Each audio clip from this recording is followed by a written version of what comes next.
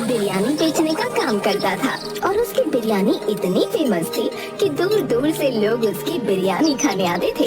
वो अपने ग्राहकों से बिल्कुल दोस्तों जैसा व्यवहार करता था। किसी की प्लेट में एक्स्ट्रा रायता डाल देता तो किसी की पसंद के हिसाब से मसाला कम ज्यादा कर देता। अरे राम प्रसाद भाई, आज तो फिर से बहुत भीड़ है।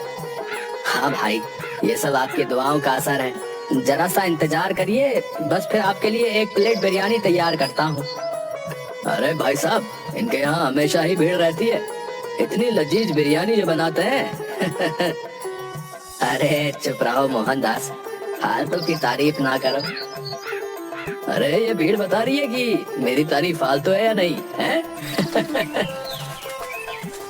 इतने में राम प्रसाद के बेटे गौरव और अर्जुन वहाँ आ गए। अर्जुन ने देखा कि ग्राहक बिरयानी के लिए चिल्ला रहे हैं, तो वो गुस्से से उनको डांटने लगा। अरे इतना शोर क्यों मचा रखा है? थोड़ा शांति से खड़े रहो, वरना भगा दूंगा सबको। अर्जुन बेटा, ग्राहकों के बिना हमारा काम नहीं चलेगा। याद रखो, ग्राहक भगवान होते हैं, हमें उनके साथ आदर और धैर्य से पेश आना चाहिए। हाँ छोटे, थोड़ा शांत रहना सीख। अच्छा ठीक है। उस समय तो अर्जुन ने सिर झुकाकर राम प्रसाद की बात मान ली, लेकिन उसकी यही आदत थी कि वो किसी से तमीज से बात नहीं करता था। शाम को सब घर पहुँचे और गौरव ने मालिनी को अर्जुन की गुस्से वाली बात बताई। अरे अर्जुन, इतना गुस्सा क्यों दिखाते हो?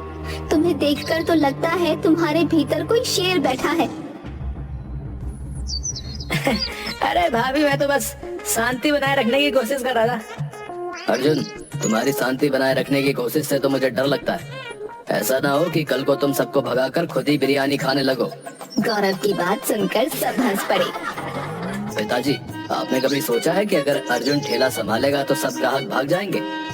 हम सबको नया बिजनेस सोचना पड़ेगा। अरे बेटा, तुम भी ना, अर्जुन को थोड़ा समय दो, वो भी सीख जाएगा। अचानक इसी हंसी मजाक के माहौल के बीच राम प्रसाद की तबीयत बिगड़ने लगी। उसका चेहरा पीला पड़ गया। गौरव और अर्जुन ने उसे सहारा दिया।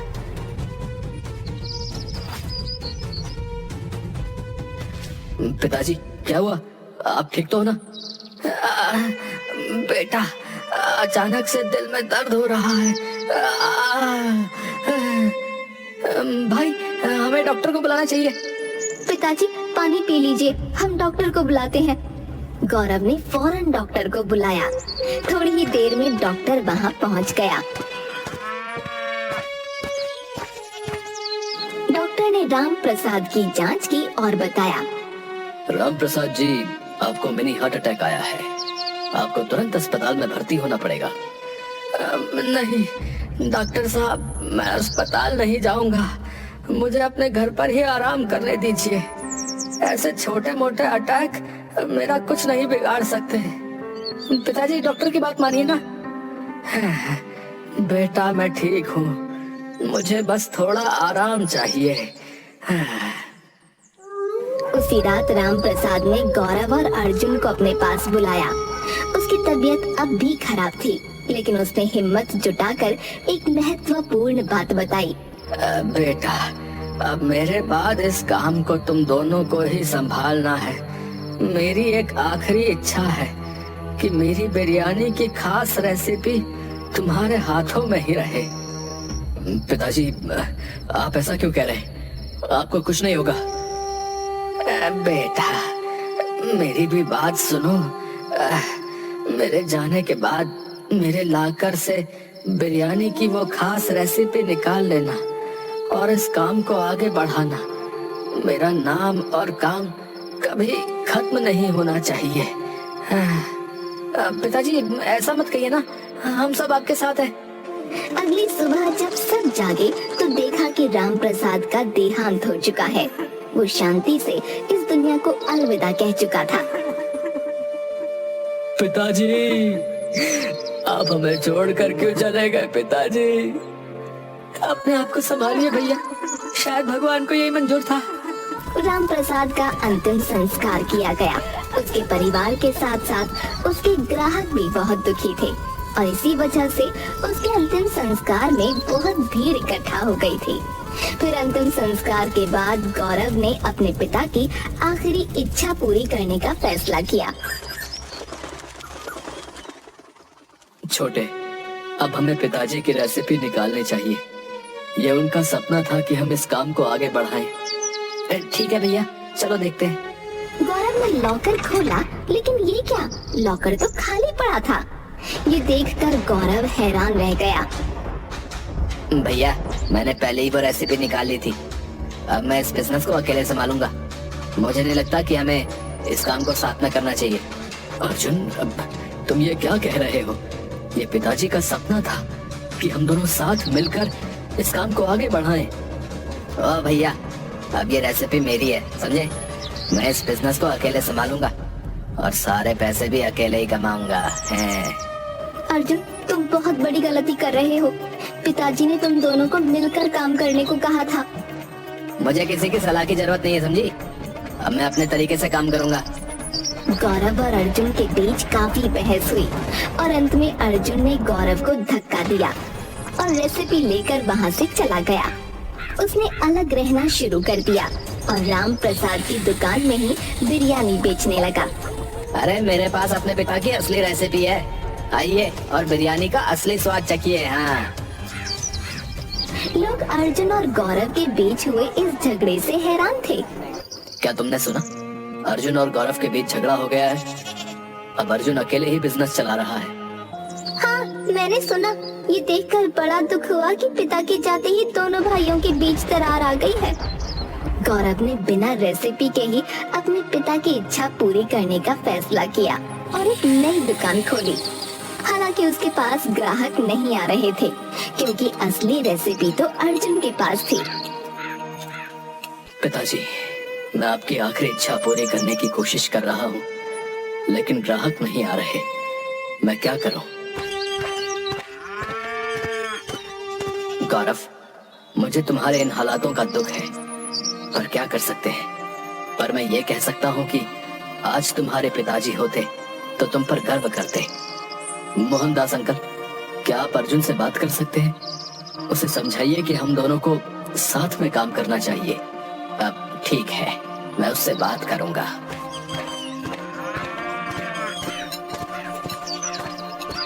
मोहनदास ने अर्जुन से बात की, लेकिन अर्जुन मानने को तैयार नहीं था। अर्जुन, गौरव के साथ मिलकर काम करो। ये तुम्हारे पिताजी की इच्छा थी। ऐसे सब अकेले हथियार लेना सही नहीं है। अरे, फालतू ज्ञान मत दो अंकल, समझ रहे हो? जाओ यहाँ से। काम के समय दिमाग की हटा रहे हो। मोहनदास समझ गया कि अर्जुन किसी की सुनने वाला नहीं है। अर्जुन की दुकान पर ग्राहकों की भीड़ लगी हुई थी, लेकिन उसका बर्ताव खराब होता जा रहा था। वो ग्राहकों से बहुत बेहूदे और अभद्र तरीके से पेश आ रहा था। अरे भाई साहब, थोड़ा रायता और डाल दीजिए। खाने आए तो चुपचाप खाओ ना, वरना ऐसे दफा हो जाओ। ऐसा क्यों बोल रहे हो? हम तो पैसे देकर खा रहे हैं भाई। पैसे देके खा रहे हो, इसका मतलब ये नहीं है कि तुम राजा हो गए हैं।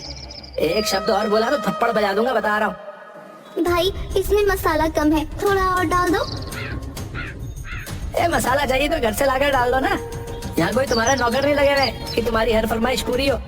ग्राहक अर्जुन के व्यवहार से तंग आ चुके थे, लेकिन बिरयानी की लत के कारण मजबूर होकर वहीं खा रहे थे।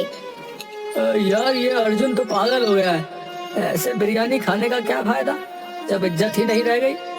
हाँ, पर क्या करें यार, इसकी बिरयानी का स्वाद ही ऐसा है कि छोड़ नहीं सकते। तुम लोग राम प्रसाद के बड़े बेटे गौरव की बिरयानी भी खा सकते हो। अरे, पर राम प्रसाद की बिरयानी की असली रेसिपी तो अर्जुन के पास है। हाँ, वो बात सही है, पर बिरयानी तो गौरव को भी बनानी आती है। एक बार खाकर तो देखो। और सबसे अहम बात तो यह है कि उसके पास तुम्हें बिरयानी के लिए इंतजार नहीं करना और ना ही अपनी बेइज्जती करानी पड़ेगी। हाँ, वैसे बात तो सही है। कुछ लोग गौरव की दुकान पर पहुँचते हैं। भाई, सुना है तुम्हारे यहाँ भी बिरयानी मिलती है? हाँ बिल्कुल, आइए बैठिए। यहाँ आपको अच्छा खाना और अच्छी सेवा मिलेगी। ये सुनकर अच्छा लगा। उस अर्जुन के व्यवहार से तो हम तंग आ चुके भैया। अब ये लीजिए, खाकर बताइए कैसी है।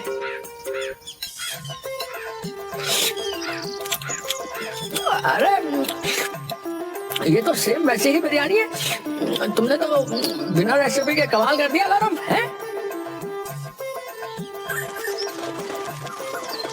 गौरव की दुकान पर धीरे धीरे ग्राहक आने लगे और वो भी अपने पिता की रेसिपी के बिना ही बिरयानी का स्वाद अच्छा बनाने में सफल हो गया।